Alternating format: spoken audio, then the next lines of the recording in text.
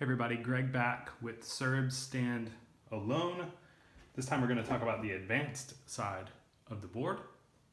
I've already done one video on the basic side of the board, which I played solitaire, and I found it really compelling. It was very easy to play. Once I got into it, once I understood what was going on, I could get a game done relatively quickly, I felt like, and I was fairly certain that I did things correctly.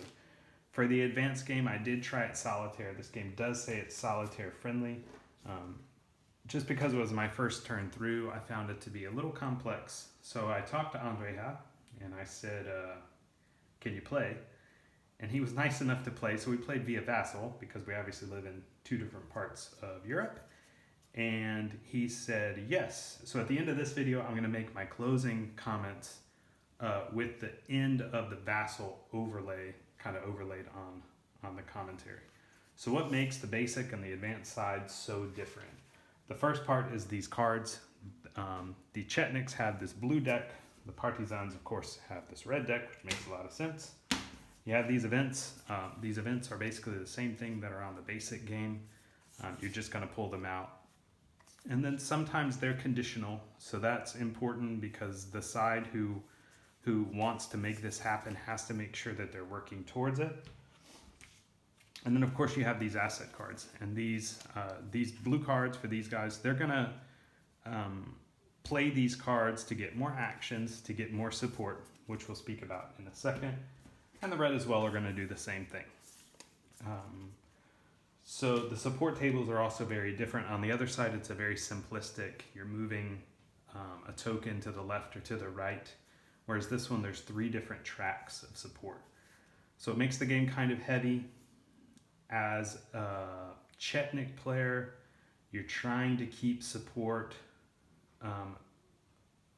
very much high on your end. You're trying to get it as high as possible throughout the game. You start out with the advantages of the Chetniks. You have more people on the board, you have more movements, even though the red player goes first. As a red player, you're trying to keep things as even as possible until things start to turn when the Italians leave and just as the game progresses historically. So let's show you the Vassal finish, and I'll talk to you about a few thoughts that I have on the game and where we go from here. Here you have the end of Serbs Stand Alone. This is the Vassal module that we played, and this is the last turn. You can see that the support tracks, all 3 are heading in the way of the Partisans. You can see also as far as territory goes, the Partisans pretty much have the whole board except for Sanjak, where a brave group of Chetniks have survived. Not enough to win. The Partisans won the game, not convincing, but fairly convincing. So this game comes down to telling us that it is talking about the untold World War II in Yugoslavia. And Andrea and I talked about the storytelling side of the game. Because it's not a hex and counter game, it moves kind of away from what's classic war game, and it moves more towards board game, more towards narrative, area control. And so I wanted more story out of the game, and I think that some things are going to come in the game which are going to help to bring that. I also wanted a little bit more development in how am I supposed to handle myself. We had a discussion about, am I supposed to know how the war is going to go? Am I supposed to not know how the war is going to go? Because this really isn't the red and the blue versus the Axis. It really is the red versus the blue, while the Axis are there kind of controlling things. The game really kind of runs in this narrative where you're really trying to wrestle control from each other while using any Axis power you can, either to gain support for yourself or to gain ground that you're going to need for the next turns, for the next few turns. So anyways, we talked about that. I think there are going to be some adjustments or some player aids maybe that will be thrown in that will help players really kind of understand what they need to be doing, and also to kind of pull us into the story. After a while, you're turning over so many of these chits that you can lose track sometimes of the humanity behind them.